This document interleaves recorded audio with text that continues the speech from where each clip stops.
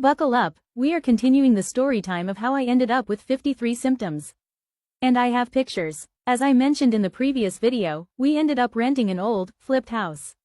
For the record, this was the first time I rented a house in the US. Anything that seemed odd to me, I would assume I was just not used to it or familiar with it. When we moved in, there was a little door underneath the stairs, and when I opened it, there were a few forgotten things. Some horizontal blinds, new in their box. Tons of papers, like newspapers, a small blanket, advertisements, and a few clothes that were partially glued to the floor. At the same time, they were so dried up that they would tear like paper. There were a few other things, but I don't remember, I just saw trash.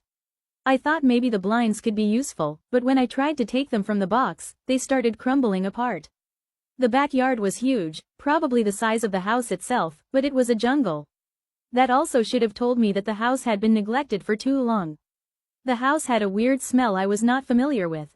It smelled like old house, especially upstairs, the area with 2 full bathrooms and useless exhaust fans.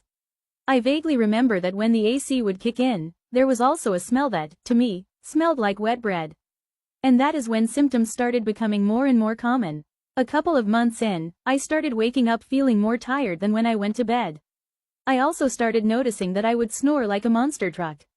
And I started experiencing something odd. I would wake up after a whole night of sleep and still feel like I could go back to sleep. This wasn't my bed is so comfy, I want to stay here. It was I clearly didn't sleep enough, I still feel tired and sleepy. It would take me a while to feel fully awake, from 1 to 3 hours.